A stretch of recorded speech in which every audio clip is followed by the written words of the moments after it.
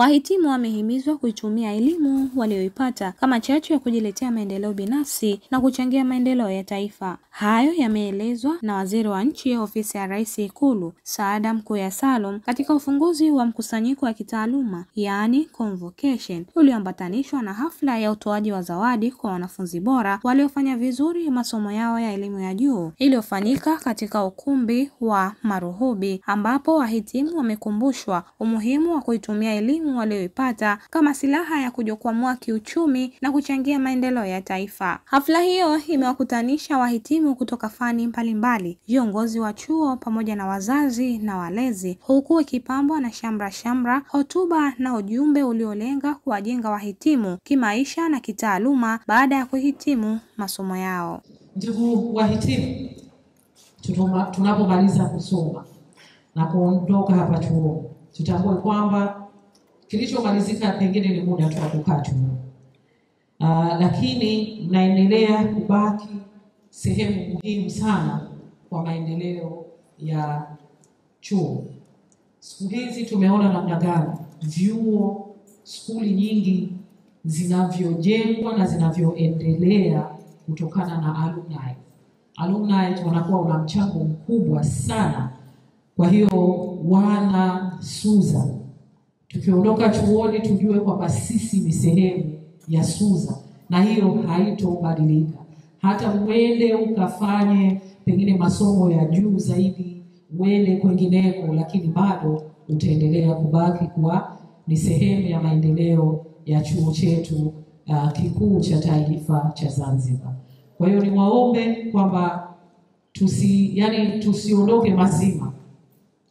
Tuweko hapa, lakini tutakapokwenda bado tupo hapa SUZA. Lakini vile vile wale ambao tunamaliza tutakapokuwa na graduation, miaka tarehe 20 inshallah, kwamba na encourage kwamba tusiwe kawaida. Maana ukimaliza chuo sasa vijana wanaanza wao wanahangaika. Mtu anaona na complain, mimi nimemaliza chuo mwaka wa 7. Kinachotakiwa kwa sasa hivi.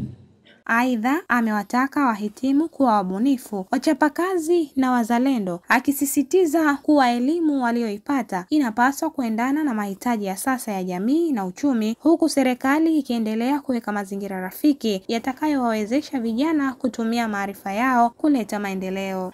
Sasa hivi wewe usiwe ni katika sehemu ya job seekers. Sasa uko kwenye na vyeti vyako unahangaika navyo.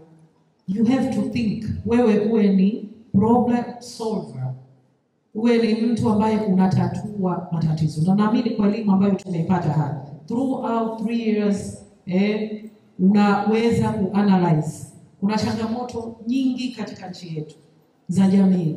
Sasa wakati huo wewe uwe ni sehemu ya watu ambao wanaweza kutatua changamoto zilizopo.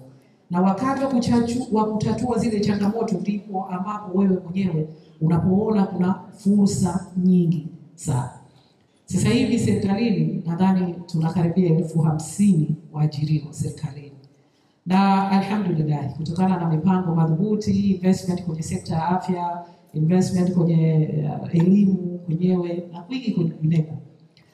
Lifespan najua imeongezeka, kwamba watu hawafi mara moja nitasema. Kwa hiyo inamchukua muda mtu mpaka afike miaka 60. Lakini huku vile vile kutokana na kuimarishwa kwa elimu, kuna vijana sasa wanamaliza shule mapema, again wanaanza kutafuta kazi. Serikalini watu wapo hawafi, hawaondoki. Sasa inachukua muda mrefu wale ambao wana graduate unaanza kutafuta kazi, kupata kazi.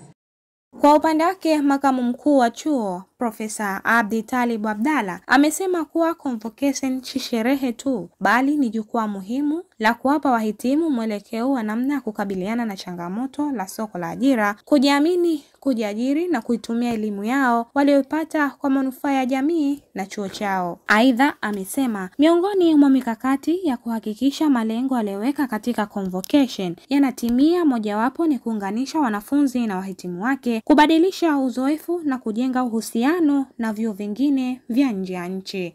Kuanzishwa kwa mkusanyiko wa kitaaluma, yaani convocation, ni hatua muhimu katika kutekeleza dira na dhamira ya SUZA Mkusanyiko huu ulianzishwa mwaka 2023 kwa mujibu wa sheria ya chuo pamoja na mwongozo wa uendeshaji wa convocation uliopitishwa na baraza letu la chuo.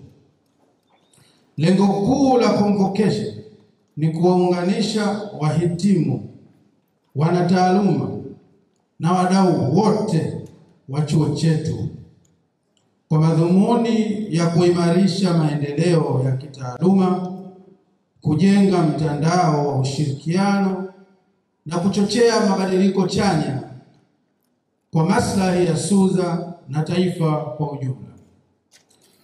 Pia tunatambua kwa SUZA ina mtaji mkubwa wa rasilimali watu kupitia wahitimu wetu waliotapakaa katika sekta mbalimbali ndani na nje ya nchi. Hawa ni mabalozi wetu na wadau muhimu katika kufanikisha kauli mbiu yetu ya kuwa kichocheo cha mabadiliko ya jamii.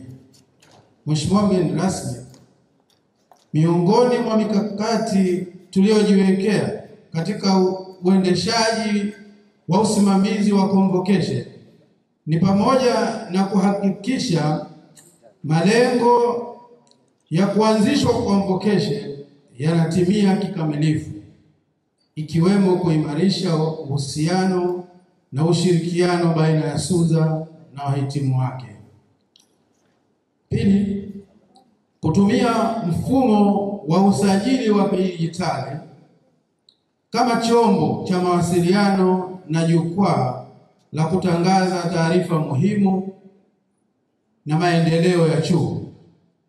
Kuitumia convocation kama jukwaa la ushirikiano wa kimataifa, kubadilishana uzoefu na kujenga mahusiano na vyuo vikuu vingine duniani kwa lengo la kuimarisha ubora wa elimu na tafiti kwa ujumla. Mheshimiwa mgeni rasmi, baada ya maelezo haya machache, naomba sasa nichukue fursa hii kwa heshima na taadhima nikukaribishe wewe sasa utupatie nasaha zako pamoja na kuwapatia vyeti wanafunzi waliofanya vizuri zaidi katika masomo yao. Karibu sana Mheshimiwa mgeni rasmi. Asante.